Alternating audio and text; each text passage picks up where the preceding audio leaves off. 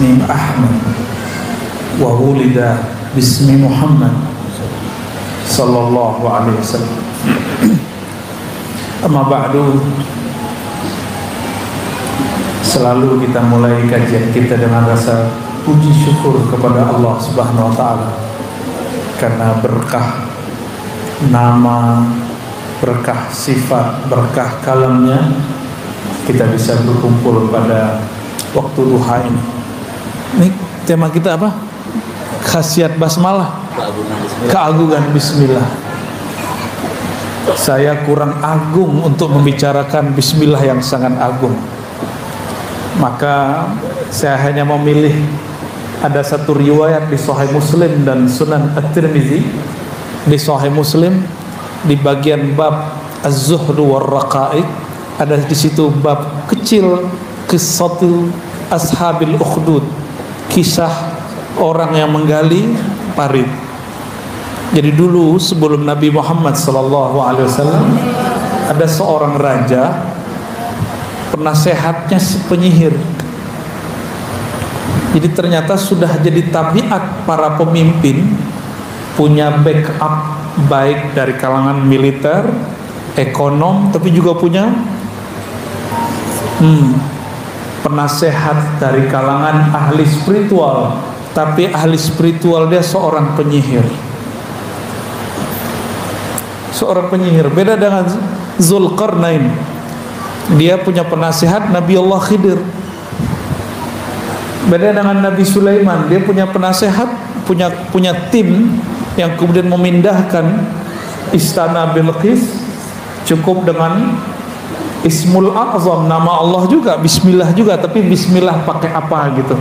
Jadi Bismillah itu akan muncul rahasianya dengan berbagai macam rahasia jika ditambahkan setelah nama itu Bismillah apa gitu.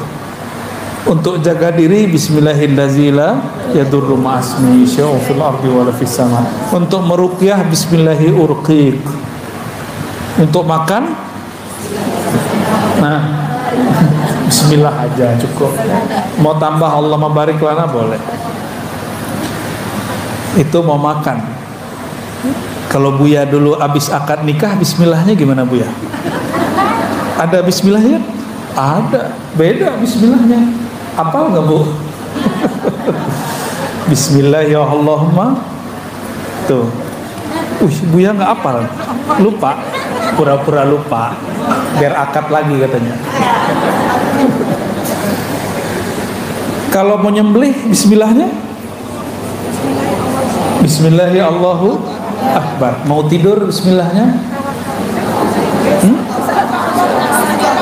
Kalau mau tidur baca Bismillah tawakkaltu, jiwanya melayang. Kalau mau jalan Bismillahnya, Bismillah tawakkalna Allah. Ada semua Bismillah itu ada pasang-pasangannya. Kenapa? Bismillah itu miftah kulli syai', pintu segala sesuatu. Kolbu ini kalau nggak dibuka dengan Bismillah nggak kebuka. Maka dulu ada seorang raja, dia punya penyihir sakti. Tebak-tebakannya langsung jadi. Karena dulu sebelum zaman Rasulullah SAW itu pintu langit masih dibuka. Lahir baginda Nabi Muhammad SAW, pintu langit langsung ditutup. Maka dulu dukun dengan Nabi ramalannya hampir sama. Hampir sama, berarti tidak sama. Apa yang mereka prediksi terjadi. Itu dukun-dukun di zaman dulu. Zaman sekarang saya nggak percaya sama sekali sama dukun, sama sekali. Kenapa pintu udah ketutup kok? Kecuali ada wali nyamar jadi dukun, atau orang yang disebut dukun tapi dia bukan dukun, dia ustaz. Karena orang kampung nih nggak bisa bedain mana beda dukun sama wali. Wali dia sebut dukun, dukun dia sebut wali. Sekarang banyak begitu. Lalu si dukun atau penyihir yang menjadi penasihat raja ini memanggil raja. Ini hebatnya dulu penasehat, boleh manggil raja. Tuan raja, kemarilah. Ada yang hendak aku sampaikan dan ini penting. Akhirnya tuan raja datang. Wahai guruku, dia anggap dia sebagai tuan raja. Tubuhku sudah menua. Ternyata si penyihir ini sudah tua. Aku khawatir ilmuku nanti tidak ada yang mewarisi. Lalu aku mati, tidak ada yang mengawalmu, tidak ada yang menasihatimu. Lalu kata si raja, carikanlah, kata si penyihir ini, pewaris untukku anak muda yang berbakat. Maka dia buatlah sayembara, cari pemuda yang berbakat. Dari sekian banyak pemuda, ada satu pemuda yang sangat unik, terpilih menjadi orang yang akan belajar mewarisi ilmu penyihir. Jadi ilmu sihir itu bisa diwariskan, sebagaimana ilmu baca kitab bisa diwariskan, ilmu zikir bisa diwariskan. Walhasil, anak muda ini berangkatlah dari rumahnya, minta pamit kepada ibunya. Jadi berangkat pagi, pulang sore, pagi pulang sore, begitulah terus. Sampai di tengah jalan ternyata ada seorang kekasih Allah manggil dia. Disebut dalam kitab rahib, seorang rahib. Dulu rahib tidak menikah. Sekarang kalau Buya menikah, Buya ajengan menikah, alhamdulillah. Dulu rahib ustadz gak menikah. Si rahib ini mengatakan, wahai pemuda, maukah kamu aku ajarkan yang lebih bagus daripada yang diajarkan penyihir? Ternyata si rahib ini dengar bahwa si pemuda ini terpilih. Ini laki-laki anak muda terpilih. Apa kata anak muda? Loh, kalau aku telat datang ke istana, nanti penyihir marah kepadaku. Kata si pemuda. Si rahib kemudian mengajarkan sedikit siasat, bukan bohong. Ini cuma siasat untuk kebaikan dia. Wahai anak muda, jika engkau telat ditanya oleh penyihir, katakan, habasani ahli, keluargaku, ibundaku, ayahku menyuruhku sesuatu tugas. Terus sehingga aku telat datang kepadamu. Si pemuda ngomong lagi, kalau nanti aku pulang, jadi beliau buat MOU, sebelum kamu ketemu penyihir belajar sejenak, sebelum pulang belajar sejenak. Nanti ketika aku mau pulang, aku telat, nanti ibuku nanya gimana? Apa kata si rahib? Katakan kepada ayah bundamu bahwa aku banyak tugas dari penyihir. Nggak salah juga tuh, banyak tugas. Akhirnya itu terjadilah, berlalu beberapa hari. Penyihir mengajarkan satu ilmu pakai nama Allah juga, tapi nama Allah yang disimpan oleh iblis. Iblis itu tidak sakti kalau nggak nyebut nama Allah, maka dia sebut nama Allah juga, tapi tambah-tambahan yang aneh. Sedangkan si rahib juga mengajarkan nama Allah, tapi di hadis dirahasiakan nama Allahnya. Di suatu perjalanan, lagi ramai-ramai, ya, di perjalanan dia berangkat, dia mulai bingung yang benar rahib atau penyihir, karena ketika dicek dua-dua ilmunya bekerja. Dicobain, wah kok semuanya berefek, berarti orang ini, anak ini sangat berbakat. Ketika mereka berkumpul, orang-orang di kampung berkumpul, di kota berkumpul, tiba-tiba ada satu binatang masuk ke kampung. Dia lagi bergumam, mikirin, guruku penyihir, guruku rahib, ikut siapa? Sampai pusing kepala dia. Ketika semua orang berkumpul dan menjerit, ada yang masuk ternyata al-asad. Di dalam bahasa Arab al-asad artinya singa. Singa itu berbahaya, buas. Semuanya berteriak kecuali dia baru kaget. Melihat ada singa, dia kemudian maju. Jadi pahlawan. Ternyata dia maju bukan jadi pahlawan, Dia ambil batu, dia lagi ngecek ilmu siapa yang lebih manjur. Apa kata dia? Yang pertama mengajarku bukan penyihir tapi rahib, karena sebelum ketemu penyihir ketemu rahib dulu. Kata dia, ya Allah, jika ilmu yang engkau ajarkan kepadaku melalui si rahib itu lebih hebat, afdal, dia nggak bilang lebih benar, lebih hebat daripada ilmu yang diajarkan penyihir, berarti ilmunya benar dua-duanya. Cuma ada yang lebih sahih, ada yang tidak sahih, ada yang lebih mulia, ada yang tidak mulia. Maka dengan batu ini ya Allah, matikanlah singa yang mengganggu penduduk. Dia ambil, dia baca doa bismillah yang diajarkan oleh si rahib. Bismillah ada tambahannya, cuma sayang bismillahnya apa nggak disebut. Jadi ini nggak bisa diajarkan ke Bapak Ibu, ke Buya ya, ke ajengan. Cuma ini rahasia, saya nggak boleh ajarkan. Ada sir yang sudah menyebutkan, itu dirahasiakan. Karena nanti efeknya bahaya. Nanti ada orang asik nanti berubah jadi dukun. Awalnya jadi rahib, lama-lama jadi dukun. Dia lemparlah, baca bismillah depannya, setelahnya titik. Dia lempar. Faramal asada faqutila. Lalu dia melempar batu kepada singa. Singanya kena, nggak tahu, belum kena barangkali sudah jatuh duluan singanya. Itu bahasa singanya sudah jatuh. Sebenarnya bukan batunya yang mujarab, bismillahnya yang mujarab. Mati singanya, kaget. Semua penduduk tadi melihat, oh bukan penyihir, bukan pula rahib, tapi anak muda yang dia terpilih.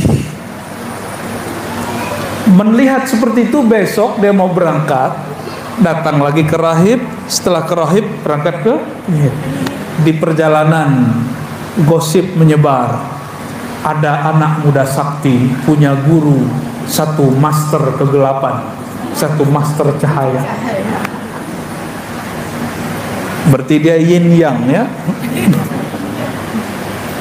Anak muda ini didatangilah oleh orang-orang. Ada yang bawa anaknya penyakit kulit, ada yang buta, ada yang lumpuh, dibawa semua. Dia cuma usap bismillah, bismillah. Ada yang bismillah diludahi. Ada yang nggak sempat pergi dulu, saya mau jalan. Pegang doang sembuh. Ramailah pasien si anak muda, tapi dia tidak minta tarif. Cuma orang mengatakan, kamu sembuhkan anak saya kasih hadiah. Kayalah dia. Kabar ini sampai kepada raja. Raja senang awalnya. Wah, sepertinya murid penyihir sudah sukses melewati gurunya sang penyihir. Kayak cerita Harry Potter ya. Beda.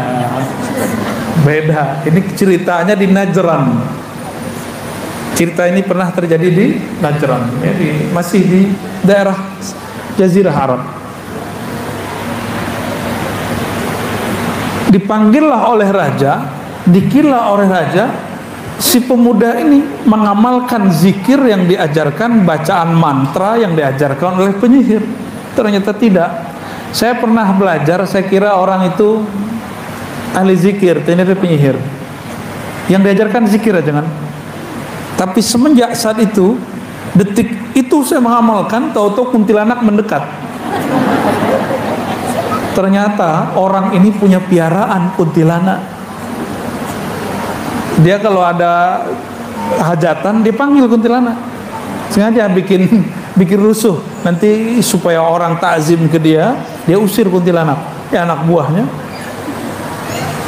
Semenjak saat itu saya jadi penakut. Padahal dulu tinggal dekat kuburan. Tidur pun di belakang rumah saya kuburan. Gak ada takut. Tapi selama 2 minggu itu seakan-akan jin bertengger di pohon, kayak ada di atas semuanya. Oh, ternyata orang-orang belajar ilmu kebatinan kepada ahli-ahli spiritual yang tidak mengajarkan tauhid dengan benar, jadi penakut. Jadi dukun itu orang paling penakut. Penakutnya bukan main. Tapi anak muda ini nggak penakut. Diadili oleh raja, diuji ini dan itu, beres semua. Akhirnya ditanya, ilmu siapa yang kamu amalkan?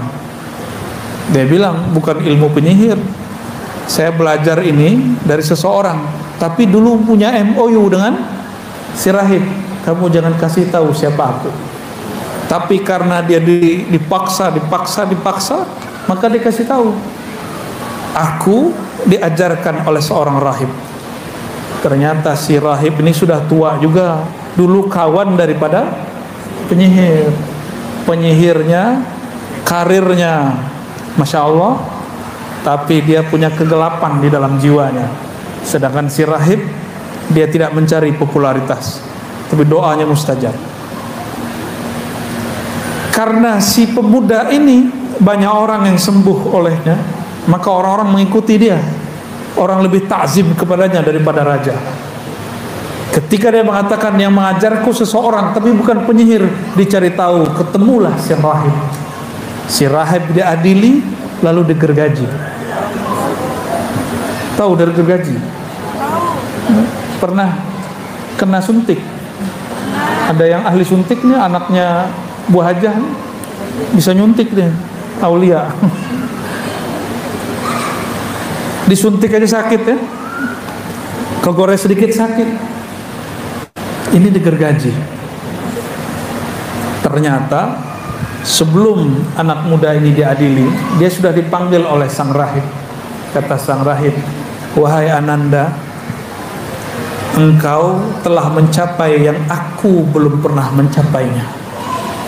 Engkau diberikan kehebatan yang mana aku belum pernah mempraktekkannya. Ternyata si rahib ini nggak pernah praktek ngobatin orang, nggak pernah ngambil batu terus ngelempar singa mati singanya. Dia cuma mengamalkan itu untuk dirinya dan dirinya tenang. Hanya untuk itu. Lalu kata sang rahib, barangkali ini akhir pertemuan kita. Benar. Setelah itu dia digergaji, dibuang. Si pemuda ini karena sakti, rajanya takut. Panggil jenderal-jenderal semua. Buang si pemuda sakti ini ke bawah jurang. Dibawa ke tebing, tebingnya paling curam, dilempar. Dilemparnya sore, besok pagi udah duduk di samping raja. Raja stres ngeliat dia. Salah siapa ya? Akhirnya dipanggil lagi angkatan laut. Jenderal angkatan laut sini. Ini anak muda, kamu kerjain. Bawa nanti di borgol sampai di tengah laut, lepaskan dia. Dengan borgol-borgolnya jangan dilepasin. Diceburin masuk ke laut, nggak dibantu. Sang Laksamana pulang. Tapi Laksamana sampai di istana, di pintu istana ada dia lagi stres juga jenderalnya. Dibawa lagi ke raja. Anehnya, ini pemuda nggak lari. Ini hebatnya ini ya pemuda, nggak lari. Dia punya target. Dia ingin mengalahkan Tuhannya sang raja. Ingin kemudian mempermalukan raja dengan semua kejahilannya, supaya umat kemudian tahu siapa dia. Walhasil dia diadili lagi. Raja kemudian berkalam banyak. Terus dia bilang, si pemuda, wahai tuan raja, nggak usah repot-repot bunuh saya. Saya tidak akan mati. Inilah asal muasal ilmu debus. Ini asal muasal ilmu. Berarti debus itu bukan ajaran sihir. Debus itu aslinya karomah para aulia. Si pemuda ini ngomong gini, mirip kayak Nabi Ibrahim, cuma ini lebih dahsyat. Wahai Tuan Raja, engkau baru mampu membunuhku jika engkau menyalibku lalu memanahku dengan satu bacaan. Rajanya semangat. Hanya engkau yang bisa memanahku, tapi dengan satu bacaan yang nanti aku bisikkan kepadamu. Kata si raja, oke. besok pagi dia disalib. Jadi dulu biasa orang-orang yang mau dihukum disalib. Jadi itu bukan ajaran Kristus. Itu memang sudah kebiasaan orang lama. Tahanan-tahanan, orang jahat, orang-orang yang dibenci oleh penguasa, dia kemudian disalib. Setelah disalib, dia kemudian ngambil panah si raja ini, lalu membaca yang dibisikkan malam tadi kepadanya. Tolong kamu hafalkan ini, kata si anak muda. Hanya kamu yang boleh membaca ini, dan yang mujarab baca ini, yang lain tidak. Panglima tidak, jenderal tidak, para jurid tidak, karena semua kesaktian mereka itu di bawahku semua. Lebih sakti daripada panglima dia. Maka dia ambil panah yang paling bagus, diarahkan ke jantung si pemuda. Dia bacalah. Si pemuda mensyaratkan kamu membacanya dengan keras sehingga terdengar oleh semua yang hadir. Dia bacalah, Bismillahi Rabbi hazal ghulam. Ada yang tahu artinya? Selain Buya dan Ajengan. Bismillahi, dengan nama Rabbi haza ghulam, pemuda, dengan nama Allah Tuhan yang disembah oleh anak muda ini. Melesat kena janggungnya berisikan nama Allah. Tidak akan tembus kecuali panahnya diisi dengan kalimatullah. Tembus, benar-benar tembus, dan dia mati. Disitulah kemudian datang Perdana Menterinya. Wahai Tuan Raja, engkau telah dikalahkan 3 kali lipat. Maksudnya apa? Pertama, engkau dikalahkan dengan kalahnya penyihir, kalahnya si singa. Yang kedua, engkau kalah karena banyak orang sembuh oleh si pemuda. Yang ketiga, engkau kalah, engkau telah membaca nama yang disembah oleh. Itu semua yang hadir langsung bertobat kepada Allah, bersyahadat dan mengatakan, kami bersaksi menyembah Tuhan yang disembah oleh pemuda ini. Itulah semuanya bergetar di tempat itu. Apa sikap raja? Sang raja udah tahu kebenaran, tapi dia masih tolak. Itulah sombong. Sombong itu ciri-cirinya tahu kebenaran dia tolak. Gengsi. Sudah lama dia jadi Tuhan. Apa dia katakan? Semua Algojo disuruh gali parit. Siapa saja yang tidak mau kembali menyembahku, maka akan dikubur hidup-hidup. Itulah yang diceritakan dalam surat Al-Ukhdud itu. Qutila ashabul ukhdud, ya, tentang parit. Itu kejadiannya. Dan di masa Sayyidina Umar dapat kabar dari gubernurnya di daerah Najran bahwa di situ ada kuburan. Si pemuda tadi dikubur biasa, sedangkan si raja nggak tahu, ya, matinya nggak jelas. Tangan si pemuda ini nggak pernah hancur.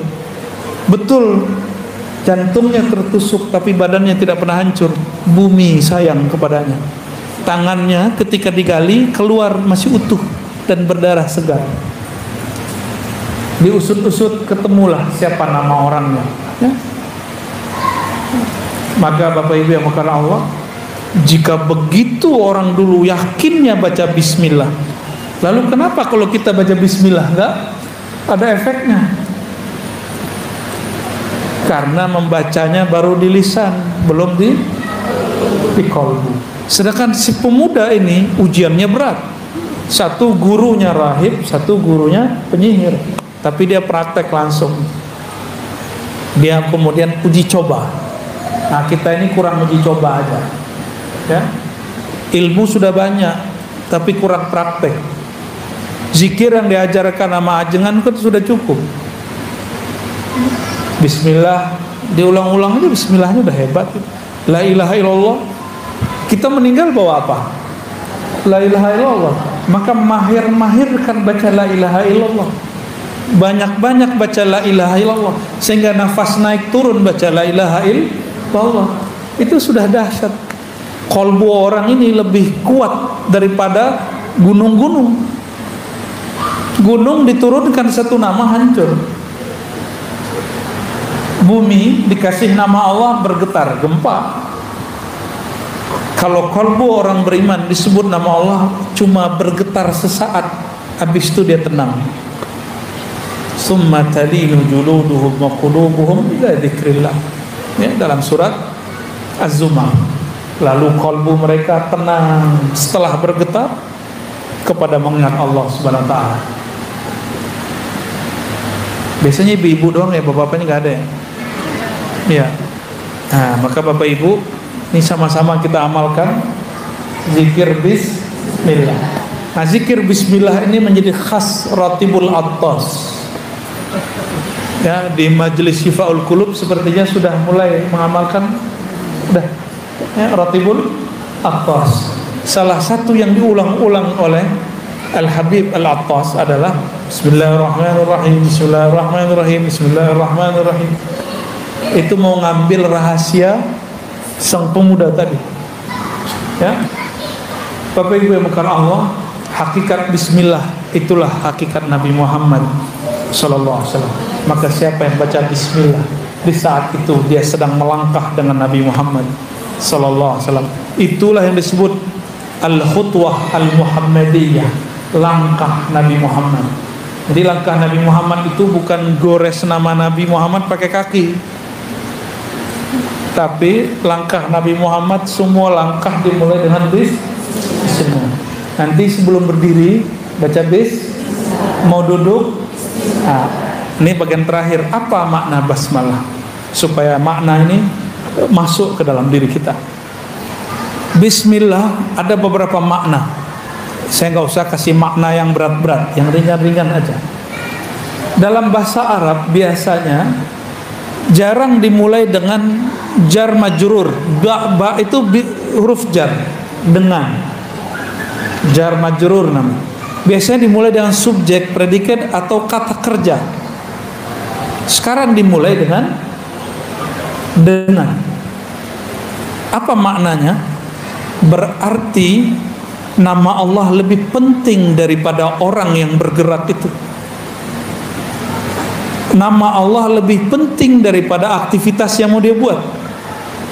Maka dimulakan dengan nama Allah Subhanahu wa taala. Ya. Jadi bermula aku melakukan sesuatu dengan nama Allah. Itu maknanya. Abtadi'u bi bismillah. Jadi ada lafaz yang disembunyikan di dalam hati, yang dilafazkan cuma bismillah. Apa lafaznya? Aku mulakan segala sesuatu dengan nama Allah. Jadi sebelum ngapain, apa yang kita baca di hati? Lisan, di hati. Aku mulakan segala sesuatu, baru baca bismillah. Orang melakukan ini 40 hari aja jadi kekasih Allah, jadi wali Allah langsung. Karena 40 hari dia mengamalkan itu, mau ngapain aja, mau berdiri, duduk, makan, mau ngapain saja begitu. Ciri-ciri kekasih Allah, lisannya la yazalu rataban bizikrillah, senantiasa basah menyebut nama Allah.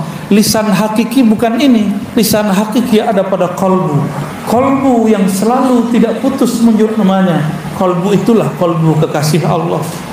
Kekasih Allah itu bukan orang yang punya performan berserban berkopiah, tapi orang yang di dalam kalbunya ada hiasan Bismillahirrahmanirrahim.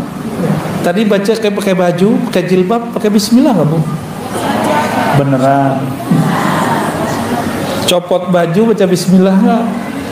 Beneran. Ntar diintip sama jin-jin nakal. Jadi yang minat sama tubuh kita ini bukan hanya manusia, makhluk halus bernama jin. Ini bukan memfitnah jin loh Pak ya. Itu minat sama tubuh ibu-ibu, tubuh bapak-bapak ini. Hati-hati, ada jin nakal juga, bisa ngerayangin jangan mau buyain. Tapi kalau mereka buat dipegang, kebakar, jinnya kebakar. Panas.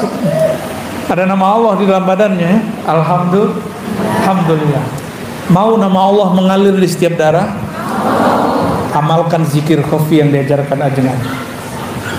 Zikir khafi udah diajarin? Zikir khafi setelah baca la ilaha illallah, diam, lidah dikunci, jantung kolbu ikatkan dengan namanya. Sebut nama Allah, Allah, begitu, Allah, Allah. Maka setiap darah itu memompahkan darahnya, jantung memompahkan darah ke seluruh tubuh. Di darah itu ada namanya. Kalau nanti malaikat maut mau cabut, dilihat ada nama Allah. Wah, ada engkau ya Allah, namamu. Maka dia lapor, ya Rabb, di dalam tubuh si fulan ada namamu, sedangkan engkau tidak pernah jauh dari hamba yang ada namamu. Apa kata Allah? Lembutkan ketika engkau mencabut nyawanya. Nggak bisa juga. Maka ada satu jalan lagi. Orang kalau baca nama Allah, kolbunya langsung dipindahkan. Detik itu orang baca nama Allah dipindahkan ke taman surga. Cuma kita nggak nyadar kan? Jadi setiap orang yang zikir, di detik dia berzikir, ruhnya Allah pindahkan ke dalam taman surga. Cuma orang itu nggak sadar. Kenapa? Kolbunya punya mata basirah belum terbuka. Kalau Allah bukakan sekali, dia akan merasakan minimal ketenangan. Tenang itu sudah di surga itu. Karena mata ini tidak bisa mengibaratkan apa yang dirasakan kolbu. Nabi mengatakan mala ainun ra'at. Mata tidak pernah memandangnya, telinga tidak pernah mendengarnya, tidak pernah juga terbersit di kolbu manusia. Kolbu manusia. Tapi kalau kolbu ini mengenal Allah, apa kata Nabi? Dia telah masuk riyadul jannah, taman-taman surga.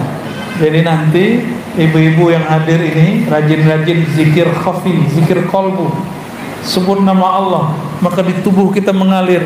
Itulah sebabnya tadi almarhumah Bunda Tina bisa menyebut nama Allah, karena dia sudah menabung nama. Kita kalau lagi ada masalah, apapun masalahnya, yang di ATM keluar nggak? Keluar, ya. Ada urusan ini kita bayarin. Kalau di dalam ATM nggak ada apa-apa, utang ada, gimana mau bayarnya? Nanti kita punya masalah paling besar. Masalah paling besar dicabut nyawa oleh malaikat maut. Maka tabunglah nama Allah di kolbu. Dia akan hormat kepada orang yang akan dicabutnya. Jadi dia hormat dulu. Salam ta'zim dariku, wahai hamba Allah. Ya ayyatuhan nafsul mutmainnah. Diundang. Ini kalam dari Allah, wahai hamba Allah, aku tidak berani mencabutmu, tapi Allah sudah mengundangmu. Kalau diundang presiden senang nggak? Senang. Oh, saya belum tentu senang. Kita diundang juga, tapi nggak semua undangan kita terima. Ya, diundang gubernur, diundang bupati, senang nggak? Senang. Apalagi bisa selfie sama si pejabat. Di belakang hujat dia, pas ketemu selfie sama dia. Banyak yang begitu. Ya, Bapak Ibu yang makan Allah, kalau yang ngundang Allah berarti orang ini spesial. Wahai jiwa yang mutmainnah, jiwa yang mutmainnah, kembali ke makna yang ada dalam surat Ar-Ra'd, ala bidzikrillah tatma'innul qulub. Ketahuilah, hanya dengan menyebut nama Allah, kolbu menjadi mutmainnah. Maka jiwa mutmainnah yang dipanggil dalam akhir surat Al-Fajr itu jiwa yang berzikir. Boleh kita artikan, ya ayyatuhan nafsul mutmainnah, wahai jiwa yang sudah tenang dalam nama Allah. Itu maknanya. Wahai jiwa yang sudah damai dalam menyebut nama Allah, berpulanglah kepada Allah. Irja'i ila rabbiki, pulanglah kepada Tuanmu. Rabb dalam bahasa Arab itu artinya Tuan, pemilikmu. Siapa yang memilikimu, wahai kolbu, wahai jiwa? Itulah pemilik surga. ila rabbiki radiyatan mardiyah. Senang nggak kalau dijemputnya pakai kendaraan yang bagus, disambut oleh orang-orang yang mulia? Senang nggak? Senang.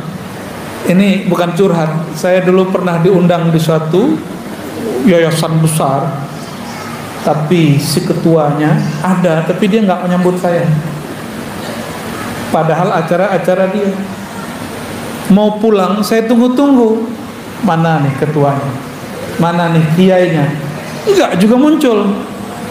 Begitu ya cara kamu nyambutnya dalam hati. Bukankah sunnah Nabi, orang percaya kepada Allah hari akhir, falyukram dhaifah, hormati tamu. Saya sudah tahulah ukuran dia, ya sudah. Secara manusiawi kita tersinggung dan gak nyaman. Jadi 2 hari di tempat itu hati saya tersiksa, gak nyaman sama sekali. Bayangkan orang-orang yang tidak disambut oleh sang pemegang kunci surga, maka dia dalam masa penungguannya dalam barzakh, sedihnya bukan main. Itulah siksa yang sebenarnya.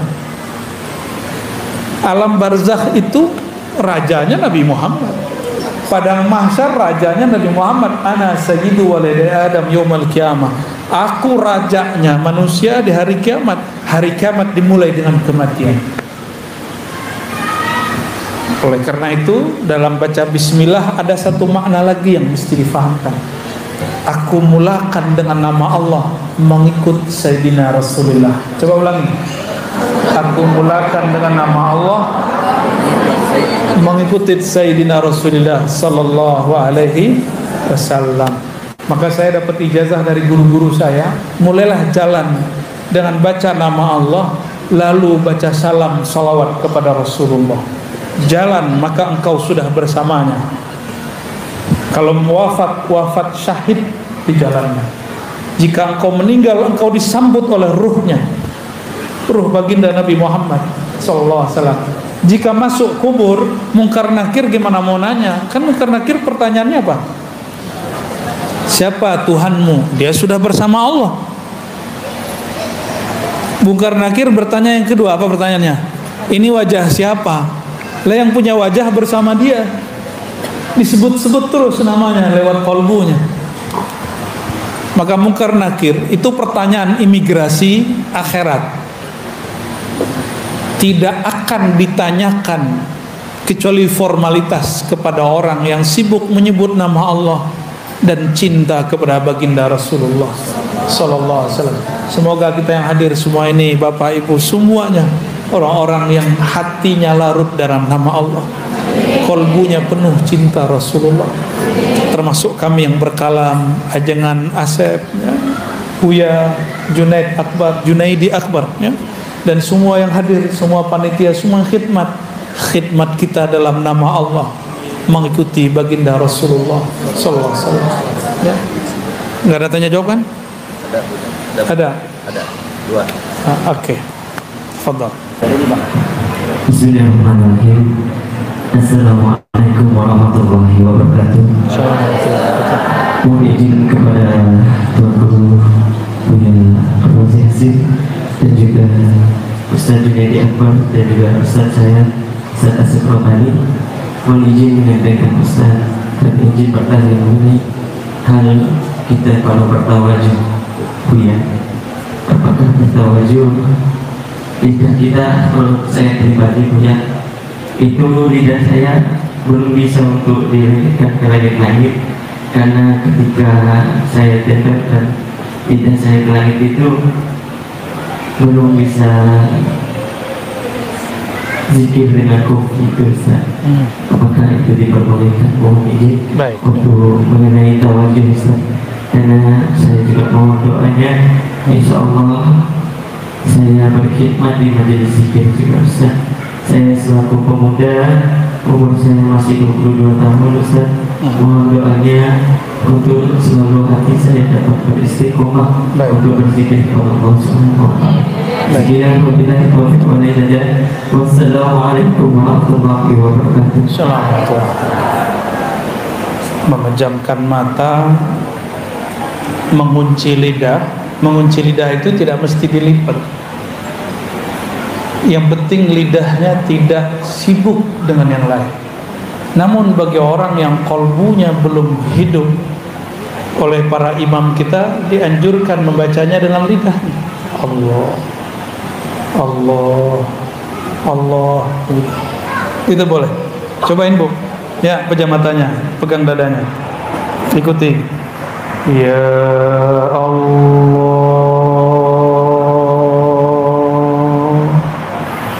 Ya Allah. Sama-sama. Ya Allah. Iyanya hilang. Allah, Allah. Nah, lidahnya tidak digerakkan lagi, mulut dikunci, mata tetap dipejam. Sebut nama Allah dengan qalbu. Allah,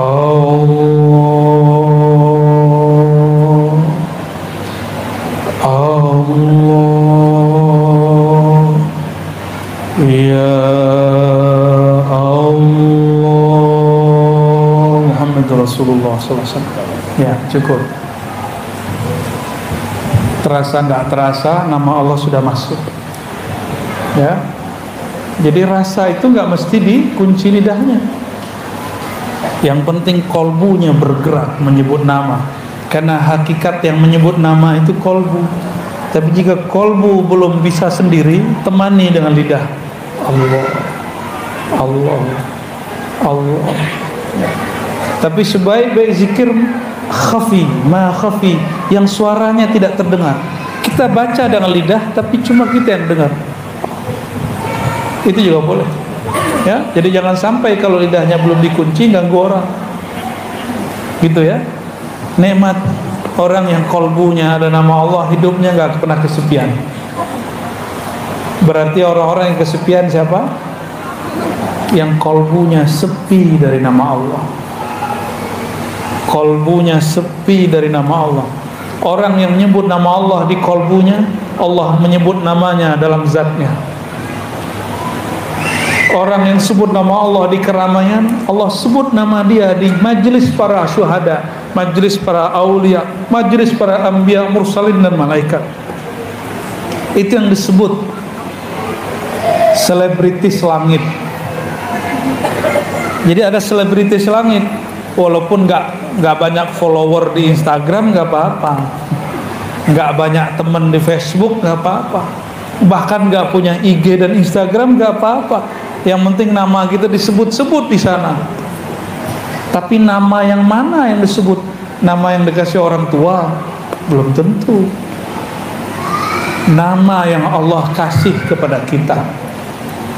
Setiap hamba itu dikasih nama, Pak. Nama kehambaan. Pakai Abdun di depannya. Abdullah, Abdurrahman, Abdurrahim. Itu namanya kehambaan. Nah, masing-masing kita ada nama itu. Jadi nggak usah khawatir. Waktu tawajuh langsung. Ya, lanjut. Siapa lagi yang mau tanya? Ya. Assalamualaikum. Kami ini penggemar Ustaz. Setiap hari di rumah dengar suara Ustaz. Jadi sering Ustaz bilang ada ijazah seperti kalau itu bilang di rumah apa mobil tuh kamu kok di rumah kita amalkan itu bisa, dan kita berzikir itu Ustaz perlu bisa masuk benar-benar masuk ke hati. Memang kalau lagi sama-sama nih rasanya kita banyak hal lain, ya, jadi karena banyak dosa kalian. Jadi mohon penjelasan. Assalamualaikum warahmatullahi wabarakatuh. Nonton kenapa bisa konsentrasi?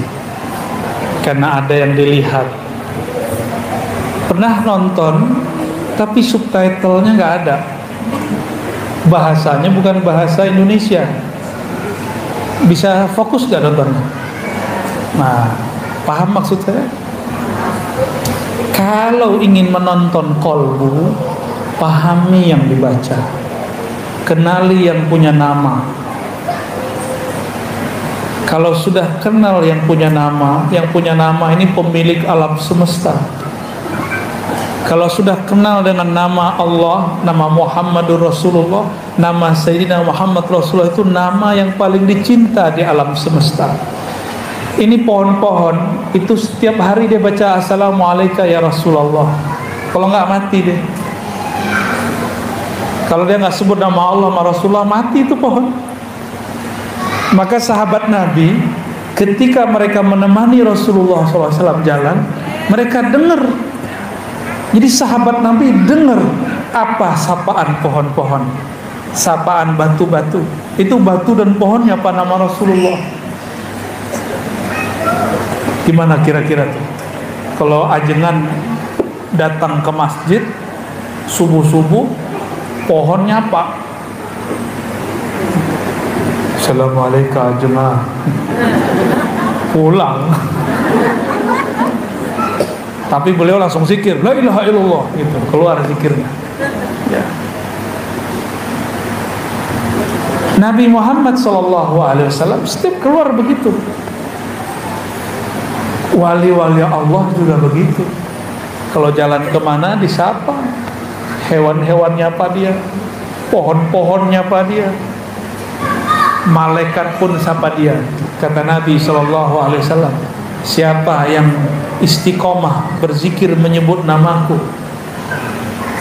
maka safahatkumul malaikah, malaikat akan menyalaminya. Di mana dia salami? Bukan hanya lagi zikir, lagi di mana? Di tempat tidur kita lagi lalai, wa fit turuq, dan di jalan-jalan. Jika kita disapa malaikat lagi tidur, lagi di pasar, lagi di jalan, berarti kalau lagi zikir bukan lagi disapa, dibersamai. Kok bisa pikiran kemana-mana? Wajar. Emang kalau ibu masih hidup di dunia, pikiran macam-macam, Bu. Nikmati aja. Nah, kapan kita tahu pikiran kita banyak? Kalau sudah mulai zikir qalbu. Jadi sebenarnya ciri-ciri orang mulai dibukakan pintu khusyuk kepadanya, disebut nama Allah, lalu dia tahu, kok pikiran saya banyak ya? Itu awal khusyuk. Jangan berhenti, terusin zikir, pikiran kemana-mana lagi. Biasanya nggak sadar, sekarang sadar. Itulah yang disebut babul khusyuk, pintu khusyuk. Itu baru pintu, belum. Ya, di pintu kita ketuk terus, pintu kolbu. Kolbu itu punya pintu, pintunya langsung menuju Allah Subhanahu Wa Taala.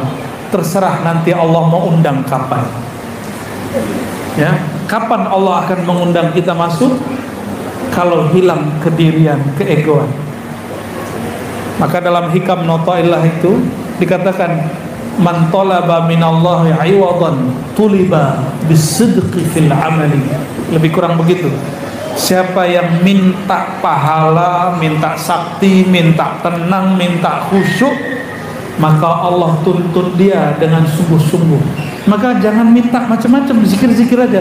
Nikmat gak nikmat zikir, khusyuk gak khusyuk zikir. Berarti kita berzikir tanpa syarat. Bisakah mencintai Allah tanpa syarat? Beneran?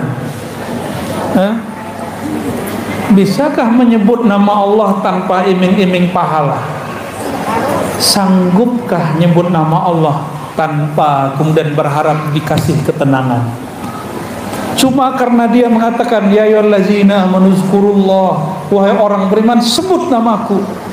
Ya Allah, katakan, ya Allah, engkau memerintahkan kami menyebut namamu. Terserah engkau, tenang tidak tenang, rezeki berkah tidak berkah, yang penting kolbu kami ada namamu. Ini baru cinta tak bersyarat. Nyebut nama Allah yang enggak bersyarat.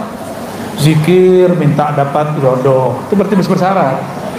Zikir minta rezeki mudah. Saya mau tanya, kita enggak zikir, rezeki sudah dijamin belum? Terus ngapain minta rezeki? Yang diminta itu syukur. Maka Nabi mengajarkan, a'inni ala dzikrika wa syukrika. Bantu aku menyebut namamu dan syukur. Kalau syukur pasti ada rezeki. Berarti rezeki sudah dijamin, tapi syukurmu belum tentu ada. Maka saya mohon maaf, saya nggak pernah minta rezeki, Pak. Serius.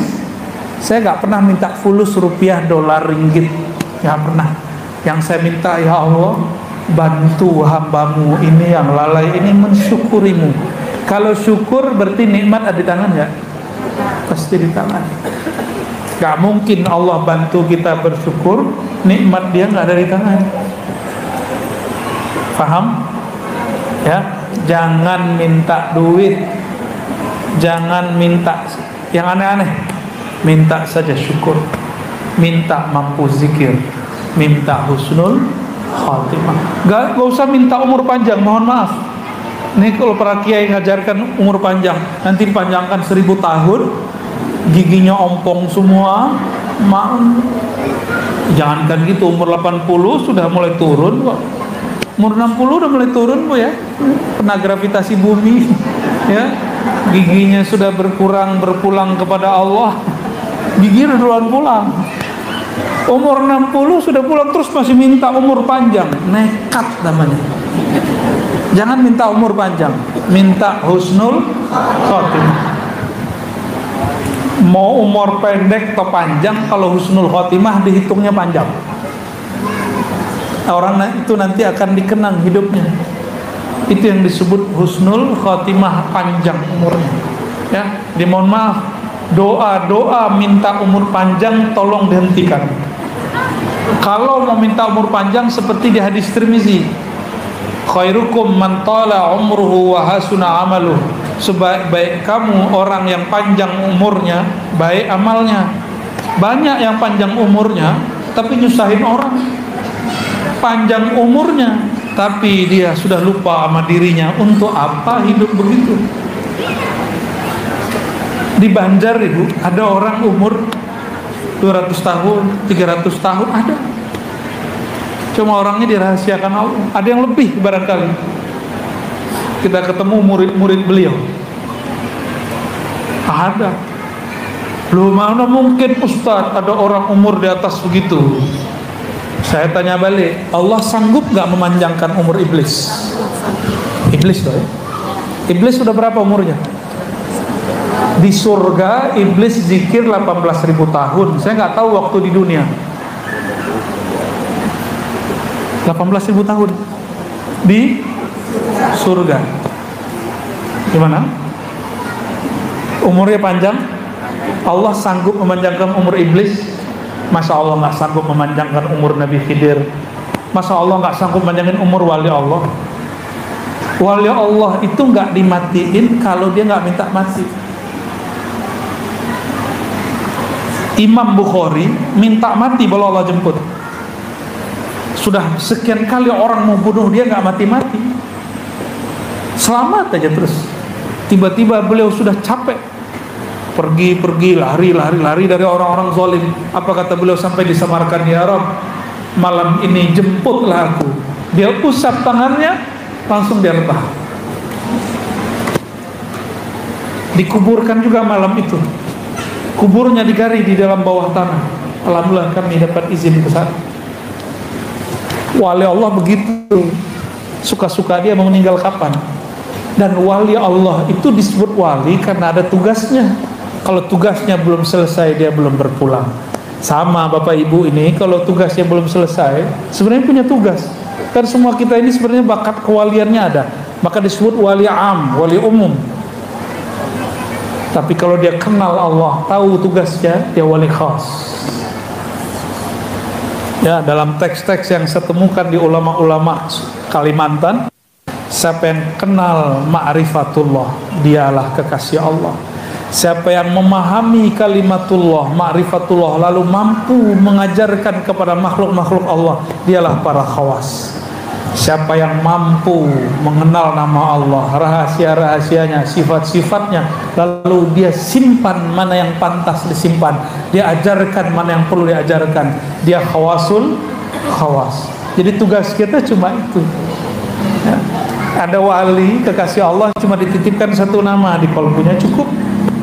Itu sebanyak-banyak ya. Sudah jam 11. Kita sampai jam berapa? Sudah. Wah, sudah selesai kata Bunda Hajah. Bapak Ibu yang bukan Allah, ya, kita tutup dengan doa ya. Mari.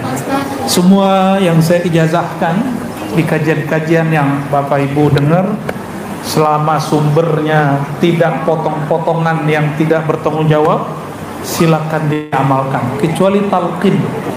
Talqin mesti ke ahlinya, tidak bisa talqin min tariq online. Mesti langsung kepada ahlinya. Maka ambil ke beliau yang sudah dapat izin dari guru-gurunya, tidak masalah ambil talqin dari siapa saja. Tapi kalau baiat tariqat cukup satu syekh. Kecuali sudah jadi mursyid. Mursyid boleh banyak kapalnya. Ya, orang kaya punya banyak rumah. Orang yang berniaga pun punya banyak kendaraan. Begitu juga kekasih-kekasih Allah, aset rohaninya banyak. Jalan menuju Allahnya setiap nafas naik dan turun. Mari kita tutup dengan doa. Inna Allah wa malaikatahu yusalluna 'alan nabi. Ya ayyuhalladzina amanu sallu 'alaihi wa sallimu taslima. Labbaik Allahumma salli wa sallim wa barik alaihi. Salat Jibril. Sallallahu ala Muhammad. Sallallahu alaihi wasallam. Sallallahu ala Muhammad. Sallallahu alaihi wasallam. Sallallahu ala Muhammad. Sallallahu alaihi wasallam.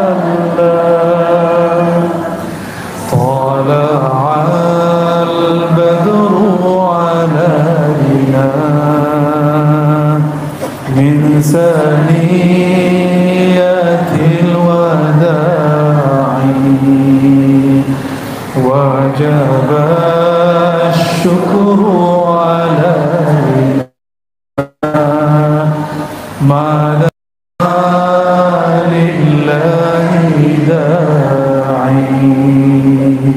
Sallallahu ala Muhammad.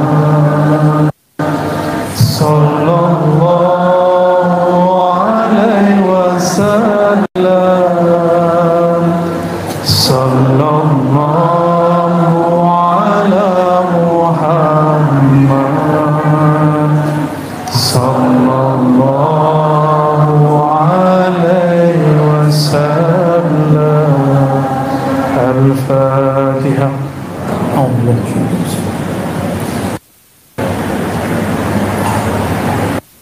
صراط الذين أنعمت عليهم.